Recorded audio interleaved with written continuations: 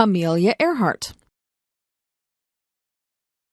Amelia Earhart was one of the most famous airplane pilots of all time. She is famous for the impressive travels that she made in her airplane, for the mystery surrounding her death, and for showing that women could perform great feats of aviation. Amelia Earhart was born in the American state of Kansas in the year 1897. After graduating from high school, Earhart decided to become a nurse. She worked as a military nurse in Canada during World War I, treating injured soldiers. After the war, she returned to the United States and became a social worker.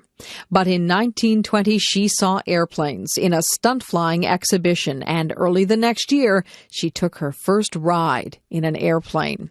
It was then that Amelia Earhart decided to become a pilot. Within a few months, Earhart saved her money and bought a small airplane. She flew frequently and improved her skills as a pilot. In 1928, she joined two men in a flight across the Atlantic Ocean. But Amelia Earhart's greatest exploits were still to come. In May 1932, she attempted to become the first woman to fly solo or alone across the Atlantic Ocean. She flew east from the island of Newfoundland and faced cold weather, high winds, and dense fog. But she successfully crossed the ocean and landed her airplane in a farmer's field in Ireland. When news of her flight reached the United States, Amelia Earhart had become very famous. Later flights by Amelia Earhart were equally impressive. She became the first person to fly from Hawaii to California, across 4,000 kilometers of Pacific Ocean. She also became the first person to fly from Mexico City to the New York City area. But in 1937, she planned her most ambitious flight, a journey around the world. On June 1st, 1937, Amelia Earhart took off from Miami, Florida. She was accompanied by her navigator, Fred Noonan. They flew east, making stops along the way.